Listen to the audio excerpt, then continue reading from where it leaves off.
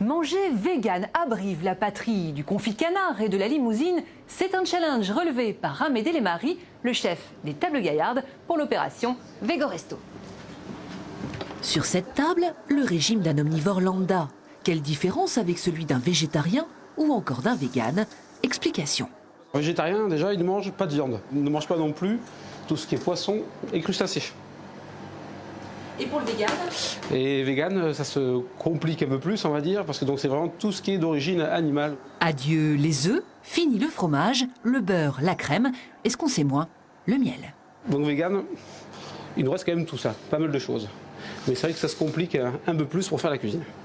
Pour relever ce challenge, le chef mise sur le mariage des saveurs. En entrée, une croûte de pain accompagnée d'houmous et de petits légumes.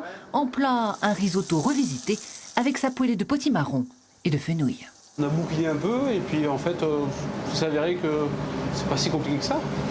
Voilà, et c'est des produits qu'on n'a pas l'habitude de travailler, comme la margarine végétale, la crème de coco, le jus de pois chiche, qui sont quand même des ingrédients assez importants dans la cuisine végane, qui nous servent à faire beaucoup de recettes.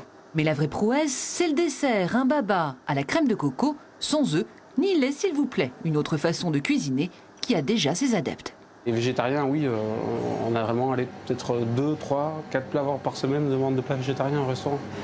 Bon, je crois que tout est prêt pour ce repas. Est-ce que ces recettes vont plaire aux clients véganes? C'est ce qu'on va aller vérifier tout de suite en salle. À table, 33 personnes, la soirée Vego Resto a fait le plein. Parmi les convives, Samantha, cette jeune ostéo est végane depuis 3 ans, une gageure en Corrèze. On est briviste depuis peu et c'est vrai qu'on a eu du mal à trouver nos marques dans les restos. Dans tous les menus, il y a de la viande et puis même si on veut une petite salade, en général, c'est souvent des salades avec du gésier ou du cabécou ou quelque chose, il y a du foie gras quelque part. Il y a toujours la petite touche de viande quelque part, donc c'est difficile. Inciter les restaurateurs à glisser un plat, voire un menu, sans aliments d'origine animale à la carte, c'est l'espoir des organisateurs, l'association L214. L'objectif derrière tout ça, c'est quand même de réduire le nombre de vies animales sacrifiées. La plupart des gens, quand on leur parle de régime végétalien, ont souvent quelques réticences parce qu'ils ne le connaissent pas. Et avec ces démarches-là, ces initiatives-là, on veut montrer au grand public que justement manger végétalien, ça peut aussi être bon, fun, on peut passer une très bonne soirée. La preuve avec ces végétaliennes corréziennes. Très agréable, bon, de très bonnes saveurs, ça donne envie de faire des choses, voilà. Ça donne des idées en plus, donc ça c'est très agréable. Excellent, vraiment super, du début jusqu'à la fin.